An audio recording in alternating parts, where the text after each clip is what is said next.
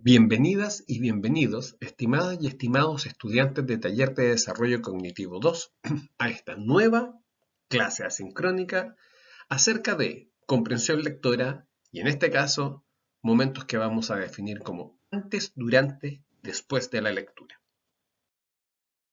¿Qué hacer antes, durante y después de la lectura? Es algo que se viene estudiando hace ya casi 30 años. Y por eso podemos dar algunos consejos básicos respecto de qué hacer en cada uno de estos momentos, partiendo por el antes. Y lo primero que tenemos es que hay que establecer objetivos de lectura, para luego activar el conocimiento previo. Es decir, traer a la mente aquello que uno sabe o remotamente sabe que está conectado con el texto que uno va a leer a continuación. Y qué conocimiento se va a activar depende de las ideas previas que uno tenga del texto o de lo que uno haya alcanzado rápidamente a conocer. Por ejemplo, el título. En base a eso se establecen predicciones sobre el texto. Es decir, es ideal generar expectativas de lo que se va a leer. Eso le permite a uno mantener y guiar la atención. Y por otro lado, es importante promover las preguntas de los estudiantes acerca del texto. En este caso, ustedes. Ya durante la lectura y atendiendo a que los lectores expertos generan diversas acciones metacognitivas en su proceso de comprensión lectora, que les permite no solo comprender, sino que saber cuándo no comprenden y por lo tanto hacerlos capaces de remediar aquellos problemas en el proceso, es que es necesario que ustedes como lectores y como lectoras vayan desarrollando una serie de estrategias vinculadas con estas acciones. Al respecto, la idea es que el lector pueda, entre comillas, establecer predicciones coherentes acerca de lo que se va leyendo, que las verifique y que se implique en un proceso activo de control de la comprensión. En ese marco, algunas de las estrategias que se recomiendan son las siguientes.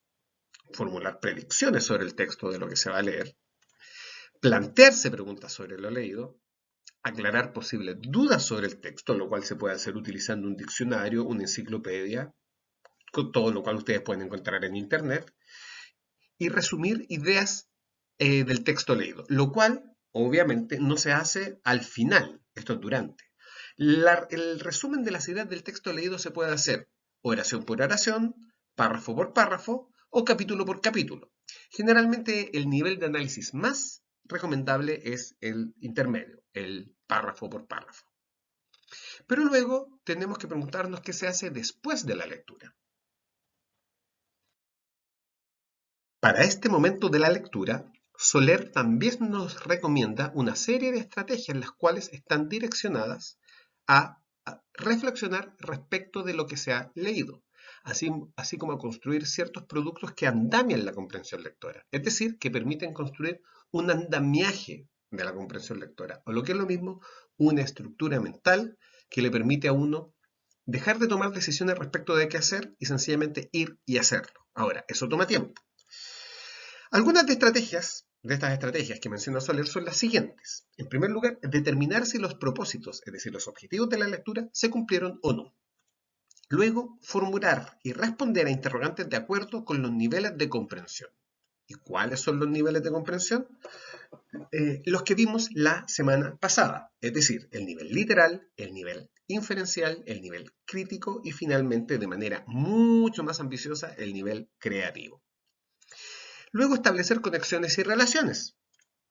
Realizar inferencias también post hoc, es decir, después de que sucedió el hecho, y en este caso el hecho es haber leído. Valorar el texto leído, es decir, hacer una crítica, y una crítica fundada que vaya más allá de me gustó o no me gustó. Por otro lado, también parafrasear el texto, es decir, resumirlo. Y finalmente, toda esta información que uno generó, organizarla en esquemas, mapas conceptuales, organizadores visuales, etc. Y la verdad, nosotros podríamos decir que esto es lo que hay que saber acerca del antes, durante y después de la lectura. Pero, como estamos estudiando psicología y como para nosotros los psicólogos nada es absoluto y es muy difícil encontrarnos con un listado de consejos que sea terminante y que esos consejos sean infalibles, es que nosotros obviamente vamos a observar también otras recomendaciones para estos momentos de la lectura. Para ello, y dejando ya atrás a Soler, les vamos a plantear el siguiente ejercicio de lectura. Así que vayamos viendo. En el siglo X, durante el cual reinó la dinastía Ming, el emperador Xuanzong estableció las reglas para elegir a las concubinas de primer rango entre las 3.000 que habitaban en su harén. Tras ser perfumadas, maquilladas y ataviadas con un velo translúcido, el eunuco principal conducía a las candidatas hasta la alcoba del soberano, que se encargaba de valorar sus habilidades. Los meses exhibían los colores de salsas y platos que armonizaban los 5 sabores propuestos por Confucio como base del arte culinario: agrio, dulce, salado, amargo y picante. El plato estelar era la sopa de nido de golondrina, hecha a base de gluten con que esas aves fabrican su lecho. Los más adinerados tenían acceso a una gran variedad de objetos ostentosos como joyas, carruajes y ropa fina, por lo que comenzaron a surgir en la ciudad múltiples tiendas de artesanos que satisfacían esas necesidades. Este es un texto extraído de la revista Muy Interesante y pueden volver a él cuando ustedes deseen, pero ahora vamos a pasar a una preguntas que les voy a pedir que respondan teniendo en mente el texto que acaban de leer. Como les decía, pueden volver a él cuando quieran. Pero las preguntas son las siguientes. En primer lugar, ¿cuáles eran las reglas para elegir a las concubinas de primer rango? En segundo lugar, ¿cuál era el plato estelar? Tercero, ¿qué título le pondrías a cada párrafo? Cuarto, ¿qué título le pondrías al texto? Quinto, ¿qué opinas sobre el estilo de vida de la dinastía y de la corte? Y sexto, respecto de las preguntas 1 a 5, ¿cuáles son de nivel literal, de nivel inferencial y de nivel crítico? La idea de responder estas preguntas es ir refrescando y reactivando lo que hemos visto ya en sesiones anteriores. Si quieres, pon pausa mientras respondes las preguntas. Responder esas preguntas va a haber requerido haber vuelto sobre él. Hay cosas que ustedes podrían haber hecho antes de leer el texto. Era escaso, porque no conocían el texto de antemano. Hay cosas que ustedes podían hacer durante la lectura del texto. Y eso tenía que ver principalmente con ir haciendo ciertos procesos mentales. Y hay otras acciones que ustedes debieron ejecutar después de leer el texto. Nuevamente, entre otras cosas, volver a él. Entonces podemos decir, en ese sentido, que es posible diferenciar estrategias relacionadas con los 3 momentos de la lectura. Para dividirlos podemos utilizar como metáfora el Principito, no en términos de la experiencia de leer el Principito, sino que el Principito tiene algunas metáforas que son interesantes. Es decir, vamos a utilizar como metáfora un libro que nos arroja más metáforas. Lo primero es el antes. El antes ustedes lo podrían analogar a ver la portada. Uno no puede juzgar un libro por su portada, pero uno sí se puede formar ciertas ideas que luego uno debe someter a prueba. Luego, el durante es exponerse a las ideas que tiene el texto. En el Principito, el protagonista cuenta cómo de niño le dibujó a otras personas esto.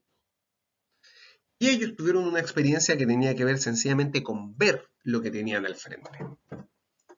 Y luego, después de analizar lo que tienen al frente, el protagonista del libro, el aviador, les daba más información a los adultos. ¿Y cómo les dio más información? A través de revelar lo que hay dentro de ese dibujo. Muchos de ellos confundían con un sombrero. Básicamente, una boa se había tragado un elefante entero. Y a lo que voy con esto es que el antes, el durante y el después, ustedes lo pueden analogar con lo que es darse una idea previa de lo que uno va a leer. Luego, el durante es exponerse a la experiencia y el después es volver sobre la experiencia con más información para tener una noción clara de qué es lo que se está exponiendo. Antes de la lectura, él o la estudiante se compromete con la actividad mental realizando una serie de estrategias. En primera instancia, establece los objetivos o propósitos de lectura, es decir, decide para qué va a leer, para obtener información precisa, para seguir instrucciones, para obtener información de carácter general, para aprender, lo cual implicaría una lectura lenta y detenida, interrogándose sobre el texto, para revisar un escrito propio, por placer, para dar cuenta de que se ha comprendido. ¿Para qué exactamente? ¿Para qué estoy leyendo? Esa es la pregunta que hay que hacerse.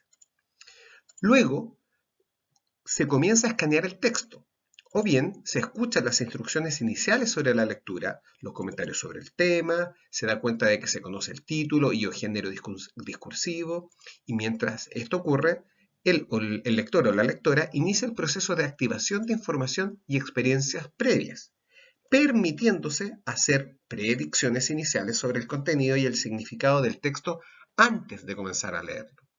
Así, se generan los procesos de activación del conocimiento previo. Se promueven preguntas sobre el texto y el estudiante o la estudiante puede generar anticipaciones. Por ejemplo, ¿con qué propósito fue escrito el texto?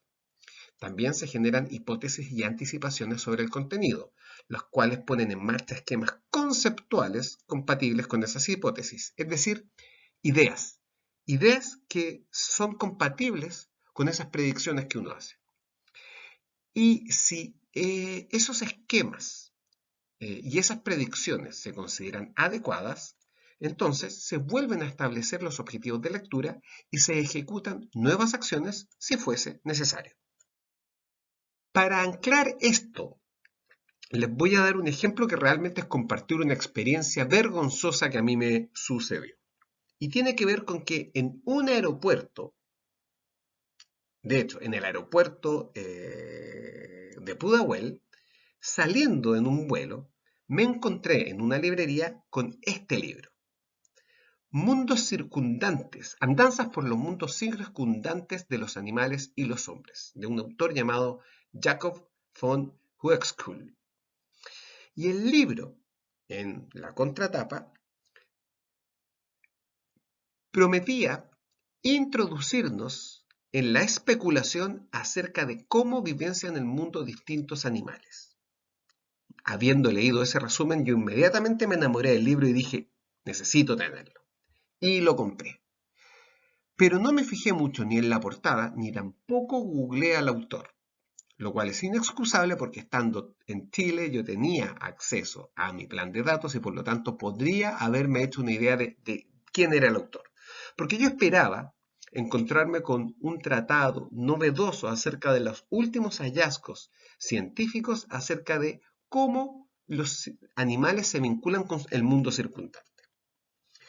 Y lo que yo no sabía es que este era un texto que fue escrito en 1919. De especulativo tenía mucho, de actualizado tenía muy poco. A decir verdad, no fue un mal texto, todo lo contrario, me lo devoré. Pero sí es cierto que yo perfectamente podría no solamente haberme fijado en el título y en el resumen, sino que también haberme fijado en las imágenes que contenía adentro y por sobre todo, como les decía, haber googleado al autor. Lo que yo hice fue generar una serie de predicciones que no corroboré en su momento. Y en este caso yo tenía la opción de comprar o no el libro. Y tomé una opción que al final no fue equivocada. El texto me gustó, yo todavía lo tengo, pero claramente no era lo que yo esperaba. Luego, cuando uno ya está sumido en las páginas del texto, es muy importante mantener el objetivo de la lectura. Una buena técnica es anotarlo de manera de recordarlo durante todo el proceso. Ahora bien, y a medida que se avanza en la lectura, se construye conscientemente el significado del texto, combinando la información que entrega con los conocimientos previos de quien lee. Lo anterior posibilita realizar distintos tipos de inferencias y predicciones iniciales cuando quien lee lo estime necesario. Lo mismo sucede con las hipótesis realizadas en un comienzo. En este momento se confirman o se desconfirman, se complementan o reelaboran según la información obtenida. Por otra parte, a medida que se continúa la lectura, párrafo tras párrafo, se comienzan a establecer conexiones e integrar ideas. Una estrategia que se puede utilizar es escribir al margen de cada párrafo las palabras claves y o subrayar la idea principal. Posteriormente, ojo, Esto servirá para redactar un resumen. Ahora bien, cabe señalar que el lector en esta fase se encuentra en una actividad mental continua, en la cual necesita entender lo que lee. Es por ello que clarifica lo que no entiende, identifica palabras, ideas claves y busca el significado de aquellas palabras y expresiones que le son desconocidas. Y finalmente, quien lee monitorea y supervisa el proceso, lo cual corresponde a una actividad metacognitiva. Y para hacer esto, es típico plantearse preguntas sobre lo que se está leyendo. Recuerden siempre durante la lectura, en primer lugar, enumerar los párrafos. Esto les va a facilitar luego identificar qué es lo que dice cada uno de ellos. En segundo lugar, reafirmar o modificar el objetivo de lectura. ¿Qué significa esto? Si es que ustedes se dan cuenta de que el objetivo planteado inicialmente es adecuado, por ejemplo, voy a leer sencillamente para darme una idea del contenido del texto, y a medida que van leyendo se dan cuenta de que eso sí está resultando. El objetivo se mantiene. Pero si ustedes se dan cuenta de que la lectura somera no era suficiente porque el texto era demasiado complejo, van a tener que modificar ese objetivo. En tercer lugar, lean cada párrafo. No necesitan leerlos todos con la misma profundidad, pero los ojos tienen que pasar por todos los párrafos. Luego, no olviden activar sus conocimientos previos, es decir, preguntarse, ¿qué sé yo acerca de este tema? Y responder esas preguntas, por supuesto. En quinto lugar, realicen inferencias. Vayan en todo momento tratando de generar información nueva que les sea útil. Recuérdenla y en la medida en que esto se vaya cumpliendo, vayan recordando cómo han ido acertando en sus predicciones. Si se van equivocando en sus predicciones, eso quiere decir que no están entendiendo correctamente el texto. En sexto lugar, realicen predicciones iniciales basándose en la confirmación, reelaboración o rechazo de las hipótesis realizadas en un comienzo. Continúen siempre con la lectura, es decir, manténganse en el objetivo. Subrayen las ideas principales de cada párrafo. Nuevamente, esto les va a servir para hacer un resumen más adelante. Escriban al margen cada subtema, es decir, lo que nos cuenta cada párrafo o cada conjunto de párrafos. De esa manera, al finalizar un capítulo, van a saber más o menos qué es lo que decía. Clarifiquen lo que no entienden y finalmente, monitoreen constantemente su lectura. Es decir, pregúntense si se está cumpliendo el objetivo de lectura y si están comprendiendo o no. Después de la lectura, el lector piensa sobre el significado explícito o implícito de lo que ha leído, determinando si los propósitos de la lectura se cumplieron o no. Además, el lector o la lectora responde a las preguntas que tanto el texto como sí mismo se han planteado en el transcurso de la lectura, mientras, paralelamente, se hacen inferencias respecto de los distintos significados que proporcionó el texto y se realizan juicios críticos sobre ellos. Posterior a esto, el lector o la lectora es capaz de parafrasear y resumir. Y por parafrasear vamos a entender explicar el contenido con otras palabras. Y el parafraseo típicamente se hace utilizando un lenguaje que es propio, personal y que uno entiende. Este paso le permite al lector o a la lectora razonar sobre las conclusiones y realizar juicios del contenido, estableciendo las conexiones necesarias para vincular la información con nuevos aprendizajes. Pero nada de esto tiene sentido si no se organiza la información en una estructura coherente y, por sobre todo, clara. Finalizando la lectura y cerrando estos pasos, quien lee realiza otro juicio metacognitivo de su aprendizaje. Básicamente, esto es lo que distingue el aprendizaje pasivo del aprendizaje activo basado en estrategias por medio de las cuales el aprendiz o la aprendiz transforma la información en otra que para él sea más significativa. Es decir, se transforma la información en conocimiento. Sería de gran ayuda en este proceso plantearse interrogantes como las siguientes. ¿Entendí todo lo que leí? ¿Conseguí mi meta? ¿Es consistente esto nuevo que leí con lo que ya sabía? Y si no lo es, ¿cómo lo integro? ¿Qué palabras claves voy a utilizar? ¿Cómo lo voy a recordar? ¿Cuál es la idea central del texto? ¿Qué me parece lo que acabo de leer? Todas esas son preguntas válidas y útiles en este momento. Una vez resueltas estas preguntas, se puede organizar las respuestas en esquemas, mapas conceptuales, entre otros organizadores visuales, o bien en una síntesis que le permita otorgarle sentido e integrar esta nueva información en el esquema mental de quien lee. Y dado que lo mencionamos, creo que es importante reflexionar acerca de qué es lo que es un mapa conceptual. Y al respecto podemos decir que si entendemos la estructura cognitiva de un individuo en una cierta área del conocimiento, como el contenido de la organización conceptual de sus ideas, en esa área los mapas conceptuales representan de alguna manera la estructura cognitiva del aprendiz y constituyen herramientas válidas para evaluar los niveles de complejidad de su aspecto cognitivo. Es decir, lo que dice este texto es que un mapa conceptual reproduce la organización mental de la información. Y los criterios básicos para evaluar si un mapa conceptual está bien construido o no son, en primer lugar, que haya una jerarquización, es decir, que las ideas tengan un orden ascendente, desde arriba lo más complejo y abarcativo, a abajo lo más simple y concreto. En segundo lugar, que estos elementos estén interrelacionados, es decir, los elementos no pueden estar flotando a la deriva, sin conexión unos con otros. Tiene que haber relaciones. Y estas relaciones deben ser explicitadas. Es decir, si una idea está supeditada a otra, es importante definir si la relación es de pertenencia, por ejemplo, o de propiedad. Es decir, gorila, ¿pertenece a mamífero o es una propiedad de mamífero? Tener pelo, ¿pertenece a mamífero o es una propiedad de mamífero? Ahí tenemos un ejemplo claro de dos nexos que son distintos y es importante hacer la explicitación. Un mapa conceptual en donde hay elementos unidos con líneas sin nada que les explique no nos sirve de nada. Por otro lado, debe haber correlación de contenidos, es decir, los contenidos no pueden ser muy disímiles o de lo contrario va a ser imposible conectarlos. Finalmente, debe haber grados de profundización del contenido.